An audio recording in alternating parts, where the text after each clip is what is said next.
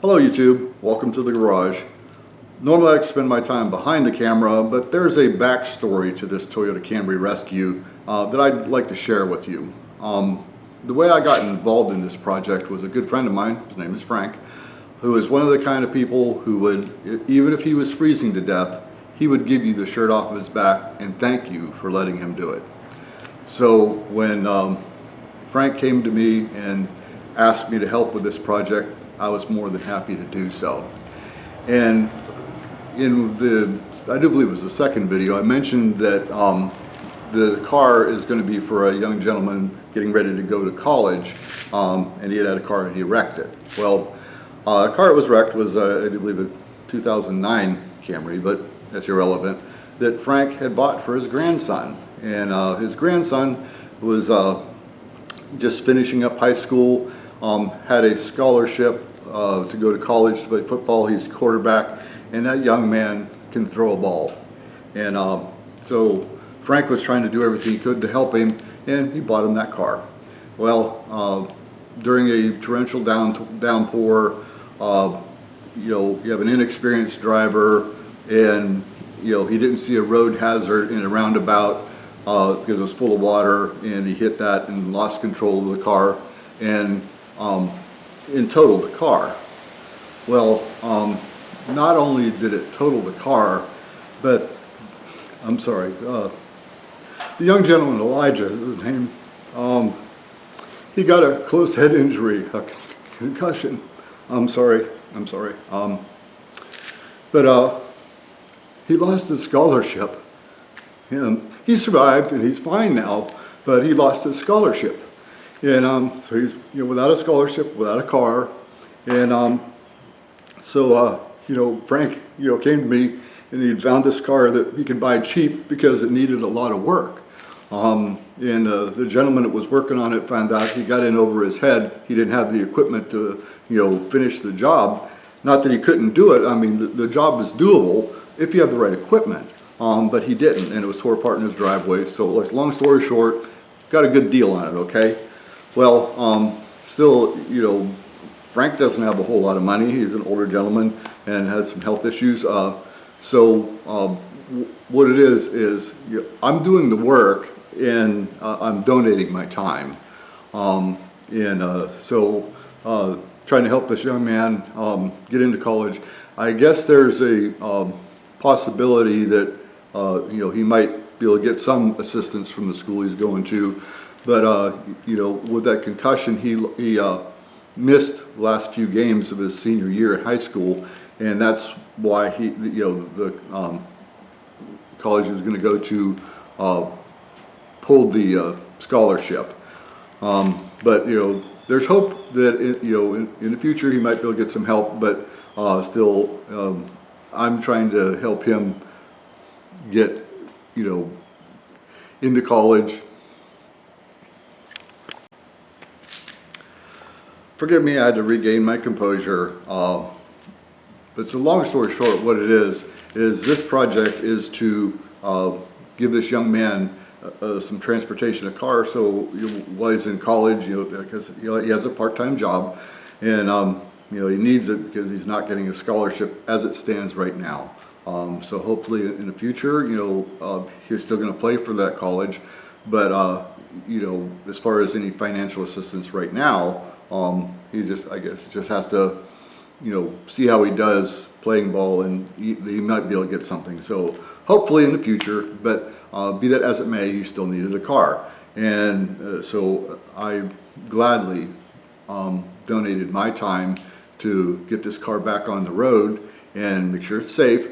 And as far as videoing the project, there's a lot of it that I did not video because it was just straight parts changing. And there's hundreds of videos of how to change struts and stuff on anything out there. So I didn't record that, but there are a couple things that I came across during this project that I did make videos because I think somebody could benefit from it. Number one was how to fill and measure the transmission fluid level in a car with a sealed system, specifically a Toyota in this case, without having to buy thousands of dollars worth of equipment that you would have to do it if you were to test it and measure it according to the manufacturer TSB. So I did record that, and also I recorded a video on how to fill and check and bleed the cooling system. A couple of things that I really didn't see a whole lot of videos about out there, and I just wanted to share those in case they would maybe help somebody. But the bottom line of this project was to help a young man go to college and play football, and maybe see him go pro someday. And I see it as an investment in our youth, and our youth is our future. So I'm glad to do it, and I just kind of wanted to fill you in on the backstory of why this project. Why would you put so much work into a car like that? Well, it's because as far as the labor is concerned, it's pretty labor intensive to do this, but it wasn't a whole lot of money in parts. So that's why I was more than happy to donate my time to get this car back on the road for a fine young gentleman who hopefully has a bright future. So I will see you shortly in the actual video, but I kind of wanted to preface it to let you know why I was doing this project. See you in a minute.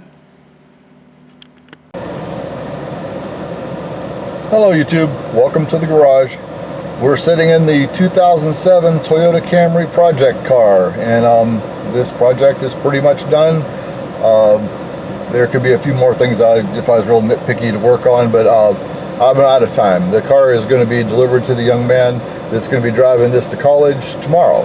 So I just kind of want to do a little wrap-up video here, tell you what all was done to it, and I want to do a final scan with my scan tool on it, and we'll go through that. But as far as I explained how I got involved in this project. But as far as what's been done to it is all of the suspension pretty much has been changed. Both the rear struts and springs and sway bar links, front struts, sway bar links, lower control arms, ball joints, in both drive axles. It's got new rotors and new brake pads on it, the slotted drilled rotors and brake pads. I changed the radiator in it because once we got it to where it was running, I found out the radiator was leaking, so did that. Of course, all new coolant in it. The transmission got a drain and fill and new filter, and I covered going over how to check the level on that. And yeah, once I got it running and took it for a test drive, the check engine light came on and it started actually bucking a bunch, and I ran a scan on it, and I got a whole bunch of trouble codes here, a lot of misfires, which really didn't surprise me. And then it had a P0353 ignition coil C primary coil circuit open, and that was the one that really actually concerned me, because the way it was doing, when you went around a corner, it would start bucking and then it would clear up. My assumption is that we found out this car has been sitting for 3 years, and it had just a little over half a tank of fuel in it. So my guess is that there's water in this fuel. So what I did is I put 8 ounces of 99% isopropyl alcohol in it, kind of absorb that, and all the isopropyl alcohol does is bind with the water and make it burnable. So I put the 99% in it, and if anybody's curious how you would have got water in the fuel, well, see, it's just a little over half a tank. So there's this about half the tank is just dead air space, and with the car just sitting, you got to remember that in the evap system, the canister vent solenoid is in the open position. So as you have the temperature differences, you get hot and cold, and there's air circulating through this the evap system into the tank, and that's how you get moisture in there. And with the varying temperatures, you get condensation, so you end up with water in the tank. And so after 3 years, you could have a considerable amount. And the only time the canister vent solenoid is closed is when the system is going through a test to check for leaks. The rest of the time, it's always open.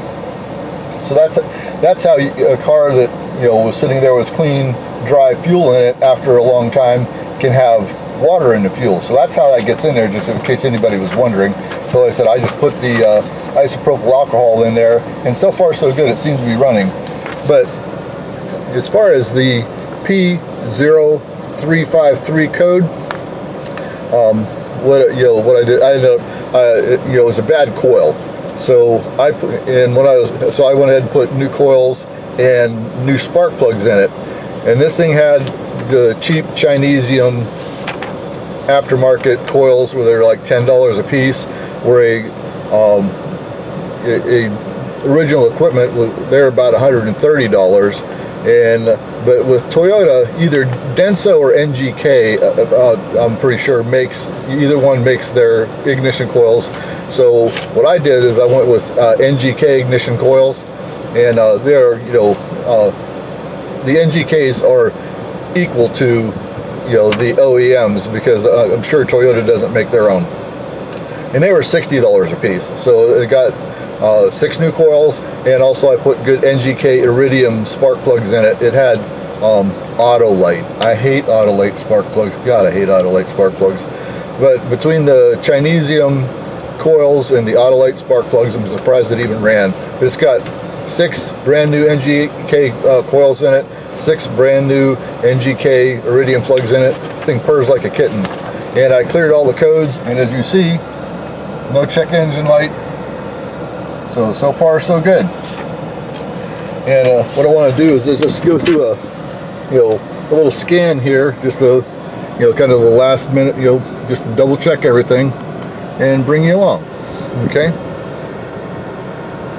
This is my Thinktool Platinum S10 Pro, if anybody's interested. So what we're going to do is do a scan on it here.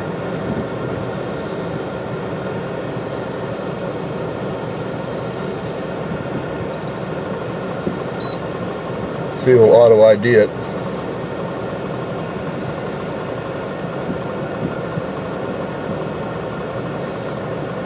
There it is. Okay.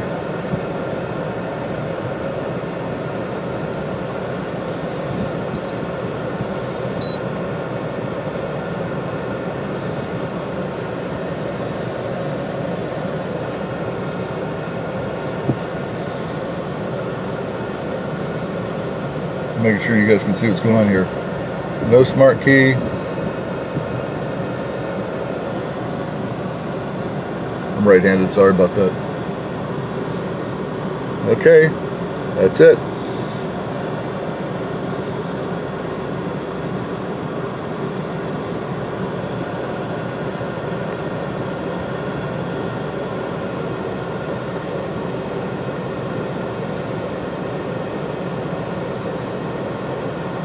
Okay, we're going to do a smart scan on it. Love the topology. Let's see how fast this thing goes through here.